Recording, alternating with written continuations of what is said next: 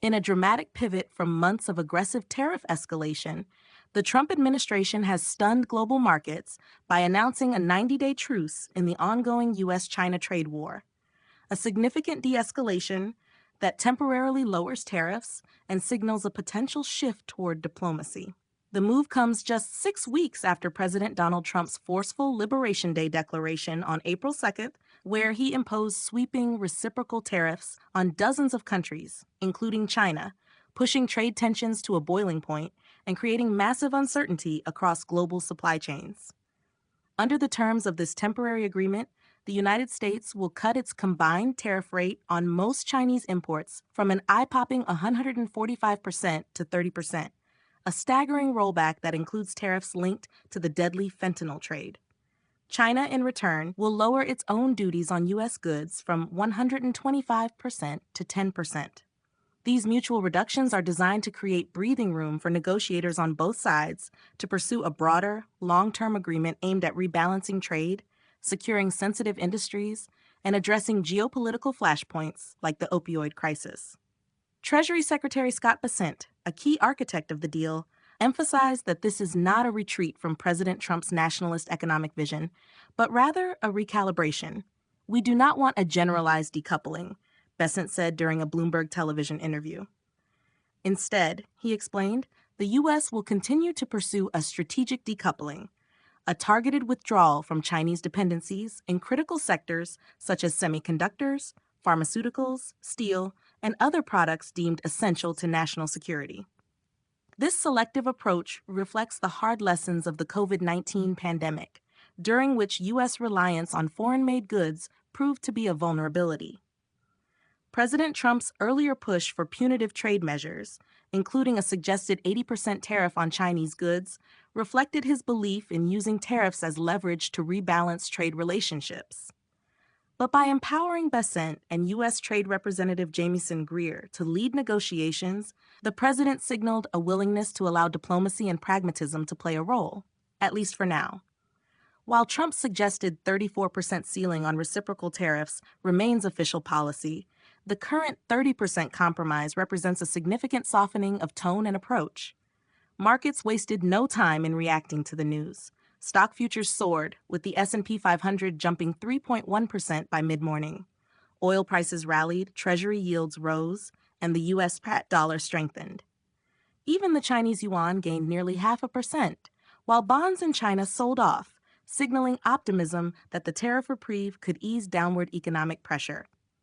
The Trump administration, meanwhile, is framing the move as a tactical victory, one that maintains pressure on Beijing while opening a path toward real dialogue. Perhaps the most jarring moment of the Geneva talks came when Secretary Bessent delivered a vivid and unorthodox message to the Chinese delegation. Reaching into a bowl of sugar, he placed a small amount in the palm of his hand and said, "This would kill everyone in this room." He then added more and said it would kill everyone in Geneva, and finally poured out enough to signify a lethal dose for all of Switzerland. The shocking demonstration highlighted the administration's deep concern over the flow of fentanyl and its precursors from China into the U.S., and made clear that this issue would be central to any broader trade resolution. China, for its part, has signaled a willingness to cooperate. In response to the agreement, Beijing announced it would suspend or eliminate certain non-tariff retaliatory measures, including the export controls on rare earth elements imposed on April 4th. Those controls had threatened to disrupt industries from clean energy to defense systems. According to the state-run Xinhua news agency, China remains committed to managing its relationship with the U.S. on the basis of mutual respect and stable development, while also cautioning against pressure tactics and coercion.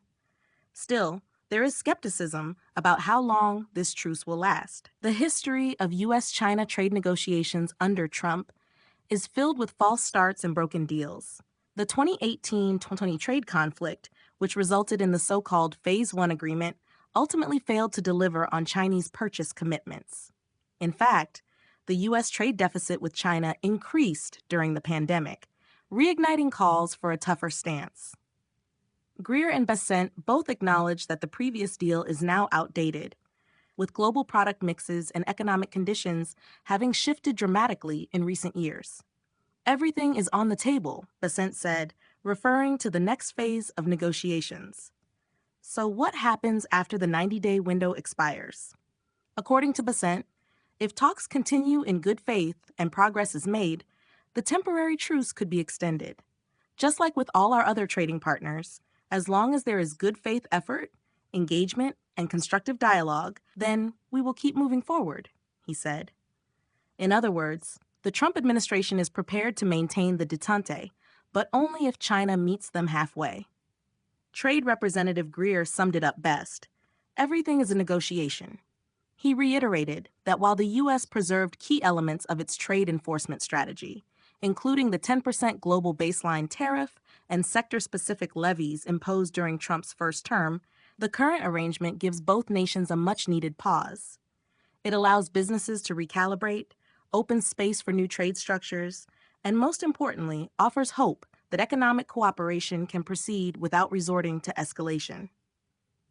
For now, the U.S. China tariff reprieve marks a rare moment of economic diplomacy in an era of brinkmanship. But with President Trump still calling the shots and still wielding tariffs as his weapon of choice, the next chapter in this high-stakes economic battle is far from written.